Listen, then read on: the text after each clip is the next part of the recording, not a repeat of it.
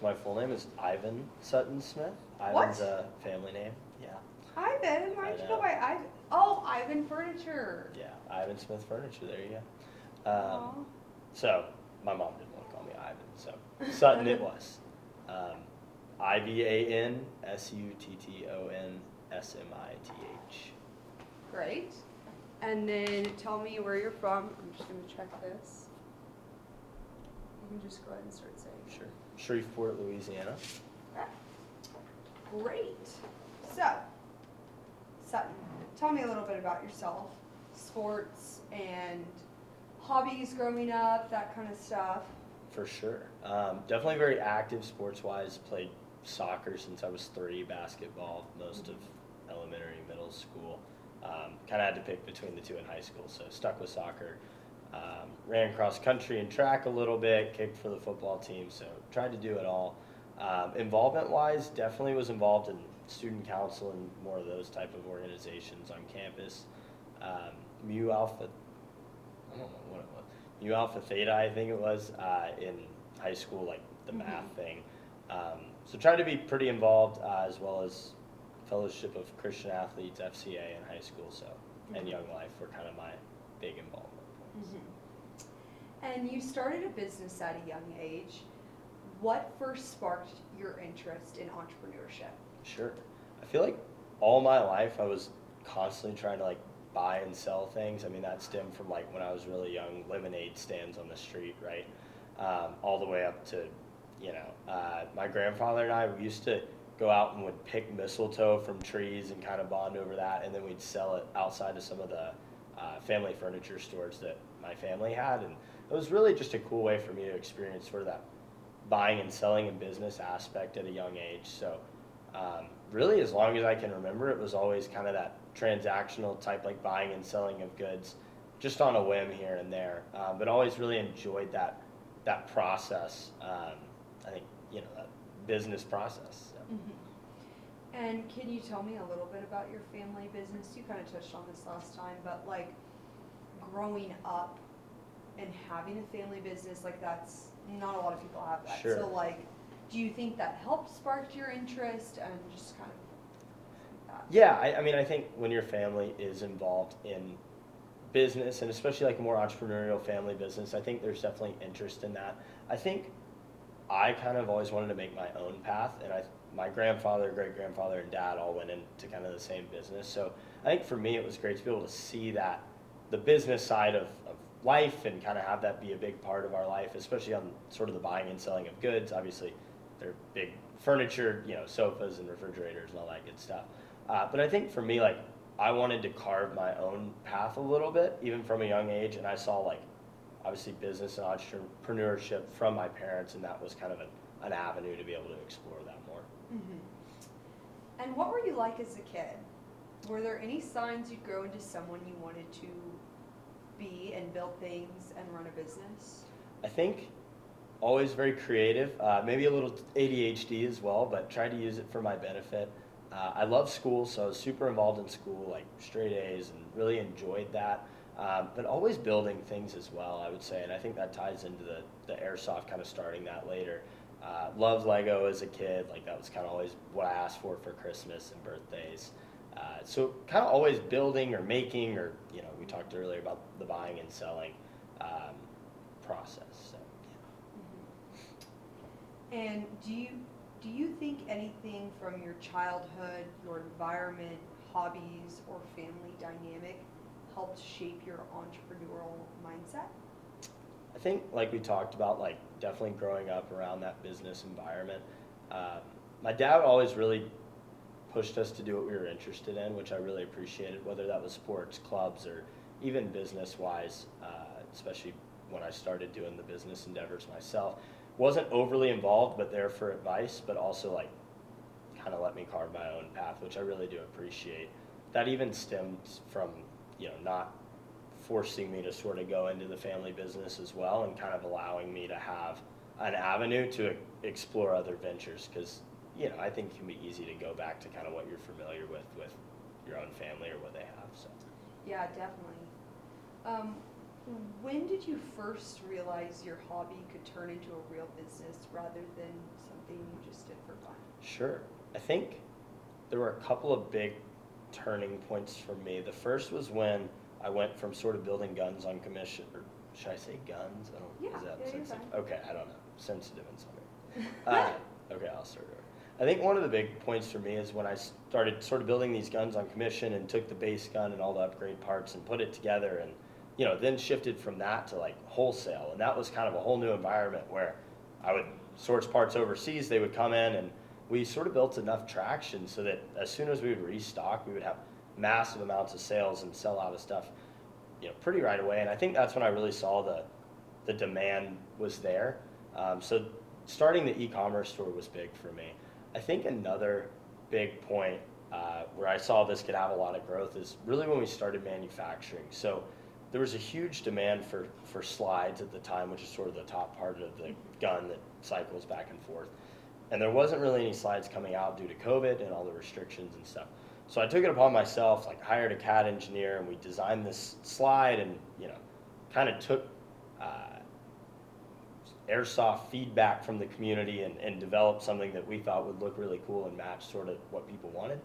And I remember we got our first shipment in of like these slides and barrels and a few of those things. And I put a pre-order up just because of the cash flow constraints of having to pay for like 500 units all at once. And we had a couple hundred pre-orders. So as soon as all of those shipments came in, our dining room was full and I had everybody in my family like helping pack and facilitate that. And it was like, wow, this is like something less than a year ago was hobby and like something fun. And like now, like, I'm taking up the whole living room packing orders. So I think it just slowly started to compound and scale on itself to the point where it was like, wow, like this could really, be something that I do outside of like high school or just for the short interim period. And what was the moment when you said, okay, this is bigger than I expected? Was it that? Sure, that, and I think too, whenever I moved from one from my house to this first sort of rented facility, and then from the rented facility to the retail store as well. So I really just ran out of room in my house to do this, and also ran out of like the capacity. Between school, sports, and everything else in high school, I was easily up till 1 or 2 a.m. every night, but also then started class at 8:30 or whatever it was. So it became honestly a burden in a lot of ways. So we ended up moving from my house to just a rented space pretty close nearby. Was able to hire someone that my dad actually worked for my dad's company and wanted some extra pay an hour, so was well vetted, I guess. So he took care of the fulfillment, and so we moved to this new facility, and then it was like, wow, like I have my own like place for everything stored. And then the other big, I think, point was when we moved from that to here, right? So I have now a retail store, 2 full-time employees. It was a lot more overhead and between the rent, utilities, and payroll to take on, but it really just kind of outgrew itself at every step of the way to where like we needed that extra overhead. So yeah. How did your parents react when you started turning the attic operation into a full business? Sure. I am relatively private about that kind of stuff, and of course like I'll share with them, but I think they were a little bit caught off guard when it was like, yeah, like we've had however much in sales this month, like we've had 100,000 in sales this month, and they're like, wait, what are you doing up there in the attic? I think I kind of kept it behind the scenes for a while, very much like just doing my own thing, and then it got to a point where it's like, okay, like I need help, and like I need like kind of exposure to this. So very supportive, not overstepping, which I really appreciate. And I think people can, at times like overstep, like, oh, let me do this for you or whatever. But they've been really good about like being very supportive without overstepping, which I really appreciate. And I think it allows you to kind of like learn on your own a little bit as well. What personal traits helped you push through the challenges in the early stages of your company? I think I'm pretty perseverant, so whether that's been with school or sports or whatever, I really put 100% of effort into things that I do, and I've tried to strive to do that. I don't want to do something and then not do it to the best of my ability. So I think perseverance, and like I could also like see the light at the end of the tunnel, or whether that was growth from sales or like actual like money coming in. So I feel like I'm pretty hardworking and perseverant, and really like helped, like, in the long hours and in the a lot going on, really push through. I don't know. As a young founder, did your age ever feel like an advantage or something you had to work around? Definitely a disadvantage. For the first couple years, like, I never showed my face on social media, really tried to keep it behind an email wall or, cell phone, because I think it could be seen as unprofessional, and especially in that space. I think in the airsoft space, it's not a super professional space to start with. And then having somewhat of a young face, I remember when I finally did sort of put myself out there more, like, there was initially some backlash, but I think the business's reputation allowed for it to stand on its own. And I think as you grow from, somebody that was 16 and could barely drive a car now into somebody that's, graduated college and getting their master's degree, I think I've tried to put myself out there more, especially just as I build more of a PR presence and hopefully can build more of a name for myself. At first it was definitely, I would say, a burden and a hindrance at times, but slowly, like, has actually become a really cool, like, motivating force, I think, for other people to see, as well as just a unique perspective. I think people can have a lot of respect and admiration for that, which I appreciate. What do you think separates students who actually start a business from those who just talk about it? Action, for sure. I see a lot of peers that have this great idea, and I think a lot of people say that the idea is half of it, maybe 10% of it.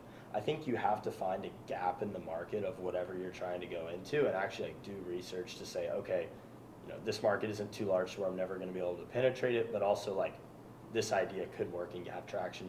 But then the action is really where things start, in my opinion. You could have the best idea, but if you never act on it, nothing's going to come out of it. And that is really, like, a risk-taking process. I think people's inherent, risk tolerance, you talk about that in the business school a lot. It just depends on the person. I think for me, like, I love that risk of, like, I don't have a set salary. I don't see that as a burden, but more as an opportunity. So definitely, like, being able to take action on your idea to pursue that further. Mm-hmm. And during the pandemic, you saw the opportunity while others saw obstacles. What helped you see things differently? I think people took COVID as a sort of a break from school, sports, work, for those who, obviously older. For me, I really did, like, see, okay, I have all this free time. I have ADHD. I can't just sit around the house all day. Like, what can I do? And I think I called back to some of those, like, times where I was buying and selling whatever it was. It was like, okay, I have experience in this airsoft thing. Like, I know how to put these guns together. Like, why not market that as a service? Like, there's really no overhead or anything to lose. So I think the free time is really what gave me the ability to pursue that, because I don't think I would have without COVID and without that just newfound free time. And what made you decide to expand from reselling parts to manufacturing your own products with LA Kappa Customs? It was really a demand thing at the time. So I'd started wholesaling from people overseas because there were no more parts available in the US. So we built the guns on commission, and then, okay, there were no more parts to build with. Let's wholesale overseas. That got to a point where the slides that were being produced from these manufacturers and just the parts in general were super limiting, and there were so many different parts, whether that was different material or different designs that the community wanted, that just weren't available. Even things like having 10 different colors, which is something we try to pride ourselves in, so that you can really mix and match things the way you want. So it was really a lack of supply relative to the demand that I saw that was growing in the US. And honestly, we were able to sort of bring this market to the US. Before we really brought these parts, the only way you could get these high-end pistols was to order from Asia, which was very costly, and in COVID, like, the shipping, you couldn't even get parts over here. So it was really, like, just seeing all the demand that was available, and so we were able to sort of control our own supply when we shifted to manufacturing. So we're not limited by all these other wholesalers, and the margins are really good too. I mean, we make almost double on what we manufacture versus what we sell at retail. So from a business standpoint, there was a lot of incentive to do that as well. And what skills did you learn quickly once the business started scaling? I think something that I have always struggled with is delegating. I'm a very like perfectionist. I want to do everything myself. I think when it becomes so overwhelming, like staying up super late, having to answer support emails in the middle of AP chemistry, like I think there comes a point where it's like, okay, like I need to delegate this out. So one of the skills that I learned is just being able to hand something off to somebody and kind of stepping more into a managerial type role rather than having to do everything. I do think there's a pro of doing everything yourself because then you know the expectation that you're putting on somebody else and also like the burden of that. So there's nothing I am asking my employees to do that I haven't personally done myself, which I think, allows people to have respect. If you see people that, just come into high positions of power with the company, but they've never worked and sort of grown their way up, I think there's that lack of respect from some of their employees. So I do appreciate my opportunity to be able to kind of dive into all the aspects of business. And how do you balance being a full-time student at TCU, now getting your master's, with being the founder of a fast-growing company? Time management for sure. I'm a big yes person, so like even outside of school and work, like I love being with people. I love investing in faith and really, having opportunities outside of just work and school.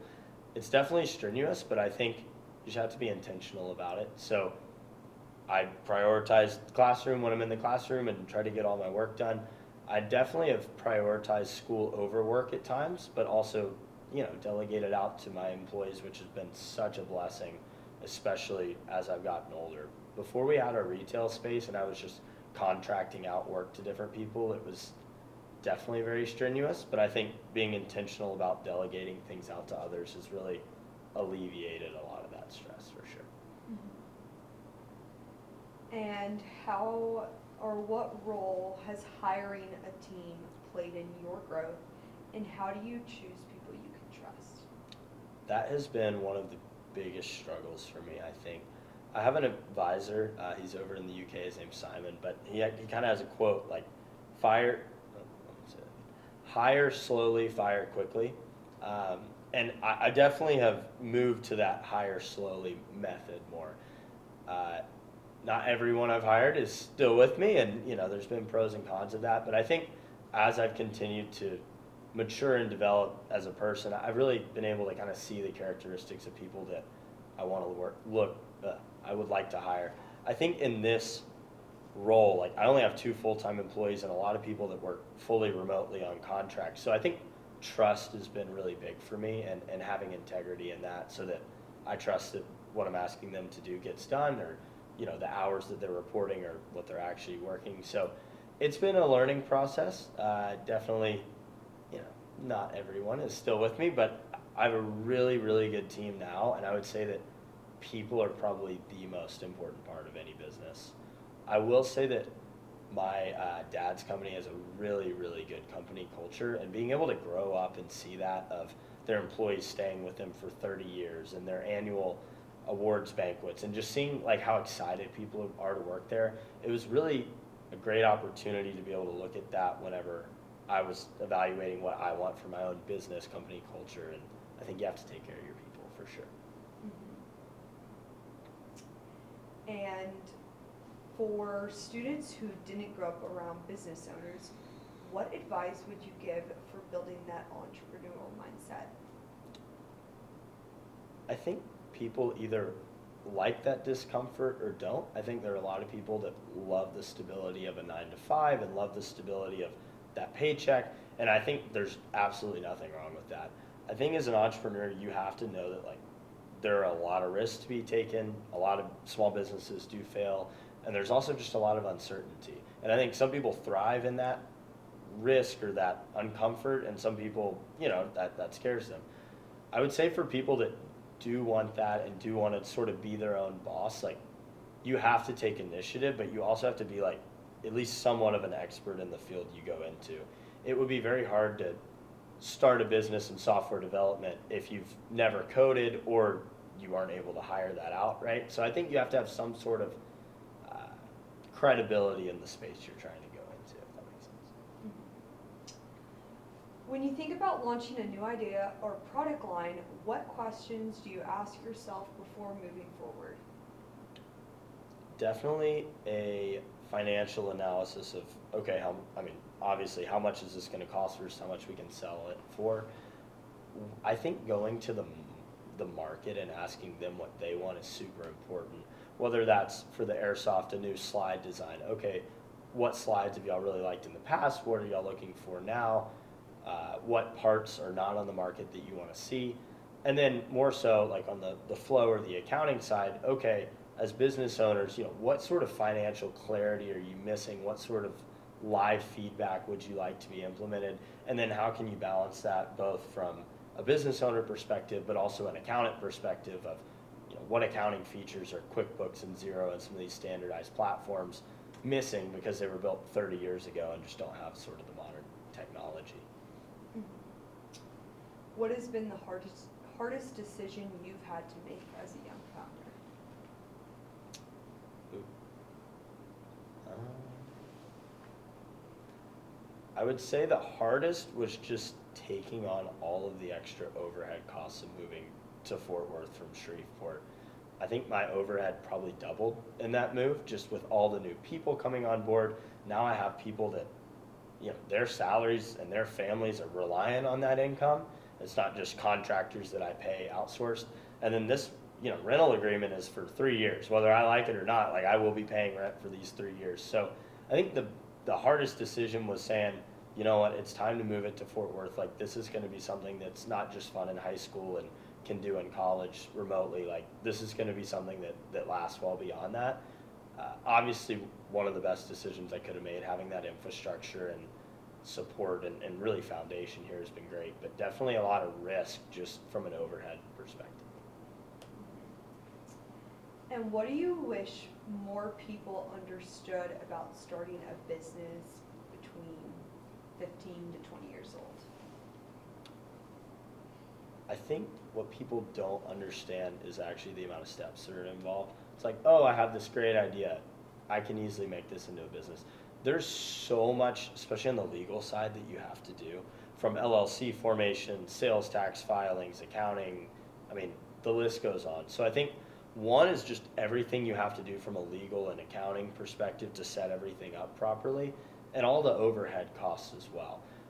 Running a business is like a legitimate business is a lot more expensive than you think, just from all the softwares you have to pay for.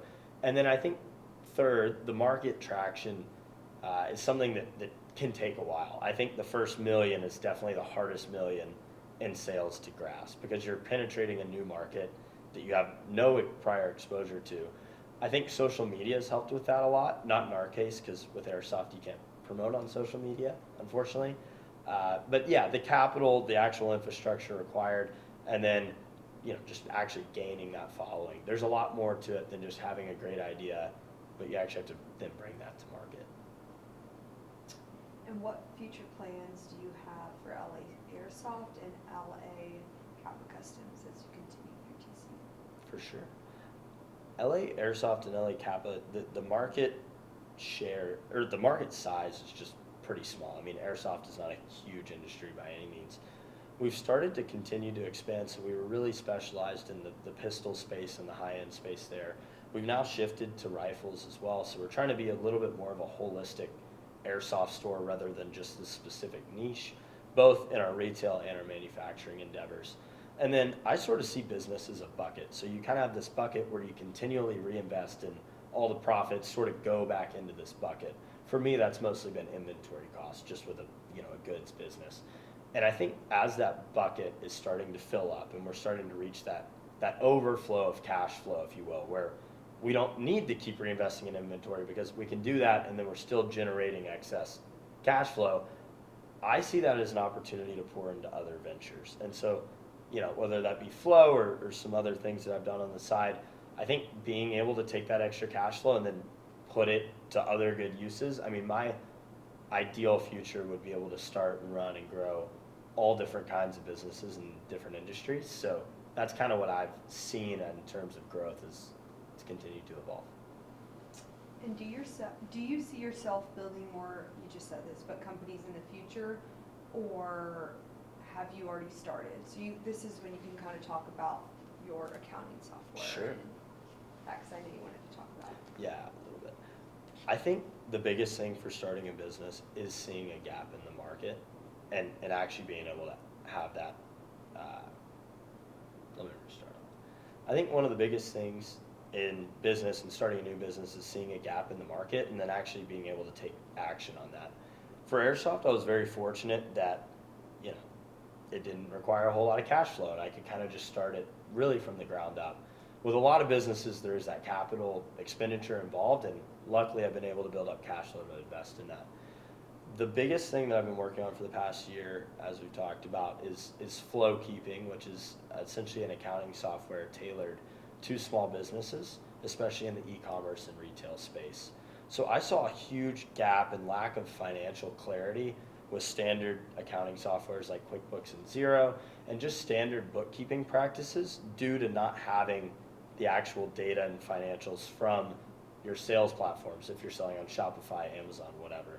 So being able to look at that from a business owner perspective, but also having an accounting undergrad, wanting to get my CPA, having a lot of accounting and bookkeeping understanding and knowledge, and kind of being able to combine those two things into an accounting software that does sync through API integrations to Shopify and WooCommerce and Amazon, and uses some of the later technologies that QuickBooks and Xero have not to be able to leverage all of the just enriched data that our world has. I think we're really shifting to more of a data-centered decision making, and it's not, what do I think is best, but everything is really data-driven.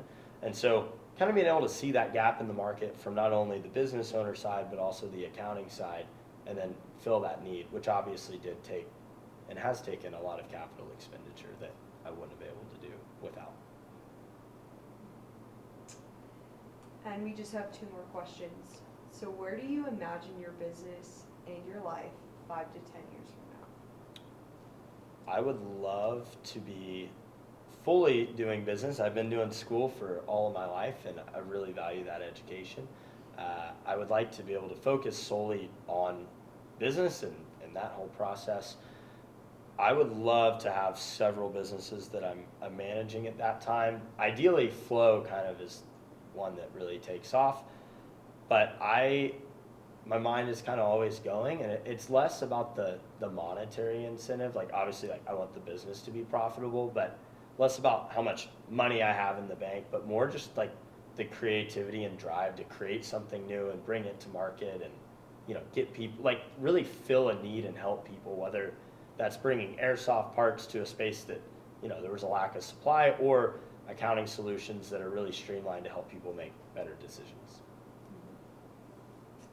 And finally, what is the best advice you would give a college student, you kind of already touched on this, Sure. but who wants to start a business but doesn't know where to begin? What is the first step?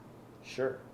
I think, one, you have to take action. Like I mentioned earlier, I think the idea is great, but there are a lot of ideas out there that, nothing ever happens with. I think you have to have a basis understanding of, the steps and the costs involved to start a business. And then if that is a relatively high capital expenditure, which most businesses, you need at least $10,000. I mean, bare minimum to get all the infrastructure set up, website. Likely you're going to have to hire people to do certain elements. So, there might need to be a fundraising for that, whether that's friends and family or whatever the case may be. But taking action in that of first, laying out the financial end of it, and is this feasible, is this profitable, and then getting that capital expenditure and actually committing to that. I think so many times, either due to a lack of capital that they have or just lack of wanting to actually go out and get funding, those ideas never turn into actions. So. Well, thank you, Sutton. Thank you, Tate. Appreciate it. That was great. Oh my gosh, you killed it. Okay. You are so good on camera.